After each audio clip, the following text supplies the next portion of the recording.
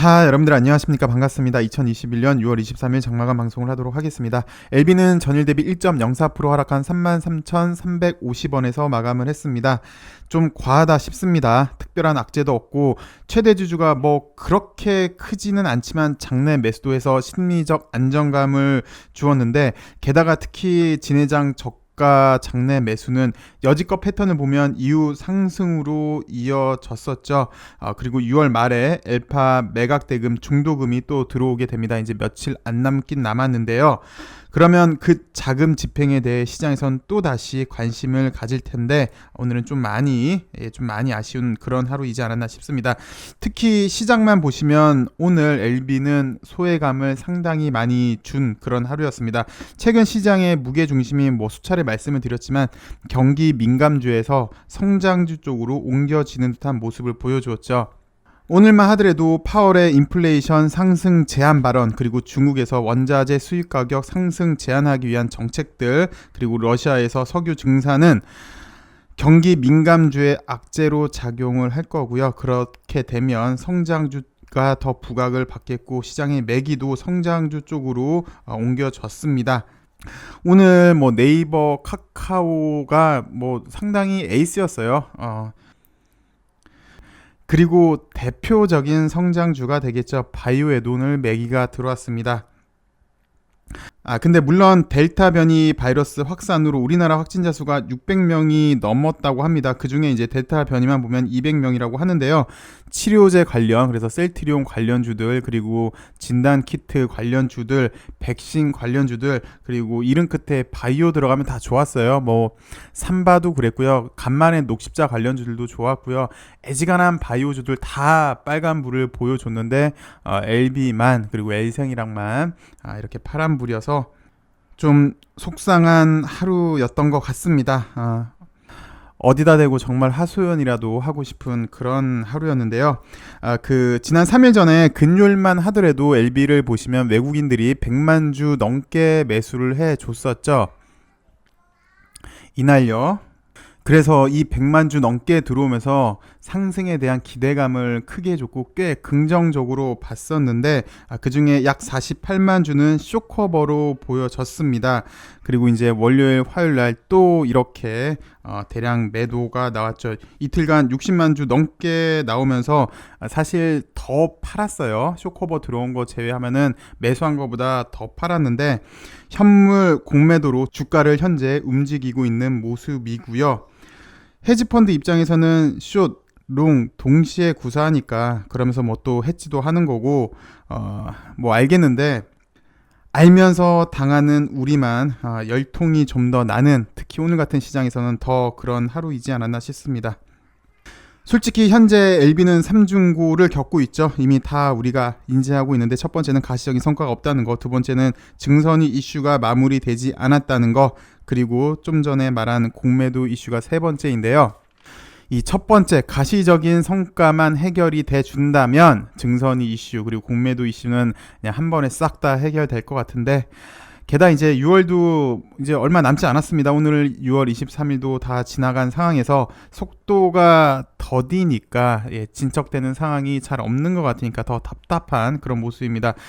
시장에서의 소문은 많습니다. 리보세라님 성공하기 위해서 이것도 하고 저것도 하고 출국도 했다 하더라 라는 말만 많고 소문만 무성한데요. 아직까지 정식적으로 발표된 게 없어서 투자자 입장에서는 좀 그런 상황이지 않나 싶어요. 일단 이게 먼저 해결돼야 되지 않을까, 빠른 가시적인 성과가 해결돼야 되지 않을까 싶습니다. 아니면 어제 넥사에 대해서 긴급 승인 신청을 호난 회장이 했다더라 라고 주가행에서 어저께 띄워줬었죠. 그 문서도 보여주면서요. 근데 오늘 여기에 관한 뉴스가 나와줬습니다. 나누코박스에 대한 긴급 사용허가 신청서를 베트남 정부에 제출했다라고, 나누젠이 그렇게 했다라고 넥사에서 이렇게 밝혔는데요. 백신은 이걸 계속해서 말씀드리는 이유가, 백신은 당장 매출이 가능하잖아요.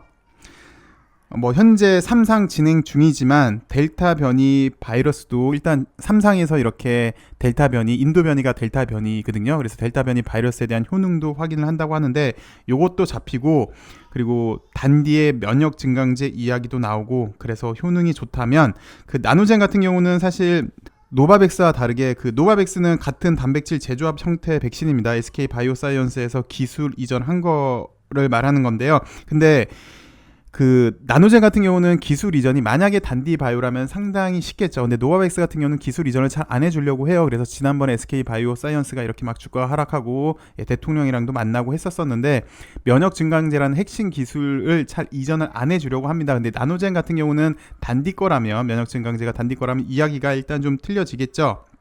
그리고 또 진 회장이 나노젠의 이사진이긴 합니다. 여기 보시면 진 회장이 등기 이사로 등록이 되어 있고요. 또 상호 지분 투자를 했죠. 넥사랑 나노젠이랑 상호 지분 투자를 해서 좀 더 유리하겠고, 그리고 나노젠은 기술 이전에 대해서 지난 뉴스를 몇 번 보여드렸는데 적극 고려하고 있잖아요. 다른 업체랑은 틀리잖아요. 다른 이제 회사들은 핵심 기술 나갈까봐, 그리고 좀 더 독점적인 시장을 이끌어가기 위해서 좀 비관적인데, 나노젠 같은 경우는 적극적으로 해주니까 이게 좀 잘 풀린다면 LB도 좋게 해석을 하자면요, 직접적인 백신에 관해서 직접적으로 매출을 올릴 수 있지 않을까 생각이 듭니다.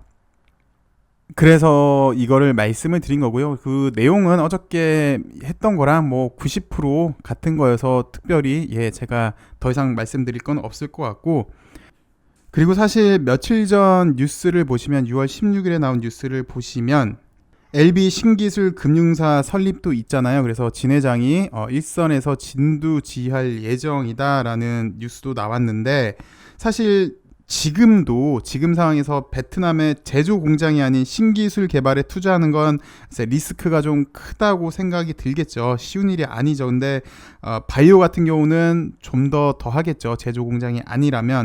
그런데 벌써 수년 전에 이 당시 때 넥사 뉴스를 보시면요, 이미 수년 전에 약 2,350억을 투자한 상태입니다. 그래서 넥사가 이제 지분율이 약 10%가 좀 안 되는데, 이미 수년 전에 약 2,350억 원을 투자를 했고, 개도국에 이미 그때 발전 가능성을 보았다, 진 회장은 그렇게 봤다라고 해석할 수도 있을 것 같습니다. 그리고 현재 뭐 이민우무기 헐 박사도 그렇고 노벨상 후보로 거론되고 있는 베리스모 과학자들 역시 지금은 일단 성과가 없어서 주목받지는 못하고 있는데, 나노젠처럼 가시적인 성과가 나온다면 LB가 다시 한번 주목을 받지 않을까 합니다. 여기 신기술 회사 역시, 벤처 투자 회사 역시 LB가 100% 지분을 투자를 했잖아요. 만약 그렇게 된다면 다시 한번 LB가 주목을 받지 않을까 싶습니다. 그래서 이렇게 말씀을 드리는 거고요. 솔직히 리보세라닙이 주력입니다. 그리고 이걸로 승부를 보는 게 맞는데, 당장은 주변의 이로움도 한번 찾아보는 것도 나빠 보이지는 않습니다. 이게 워낙 좀 이슈가 큰 거이기 때문에. 여튼 LB는 다시 주가가 33,000원대로 회귀를 하면서 이 당시 때 모습을 또 답습을 하고 있는 듯한 모습이에요. 이 답답한 흐름을 어서 좀 벗어나야 될 것 같은데, 그러기 위해선 무언가를 찾아야 되지 않을까 싶습니다. 리보가 됐던 아니면 관계사가 됐던 일단 길을 좀 넓혀놓고 가시적인 성과를 한번 기대를 해봐야 될 것 같네요. 오늘은 시장이 좋았는데 LB가 더 답답한 모습을 보여줘서 좀 소외감이 많은 하루이지 않았나 싶은데요. 어서 가시적인 성과가 나와서 우리 주주들에게도 얼굴에 꽃이 필 그날이 빨리 왔음 하네요. 이렇게 오늘 마감하도록 하겠습니다. 시청해주셔서 감사하고요. 남은 하루 행복한 하루 보내시기 바라겠습니다. 감사합니다.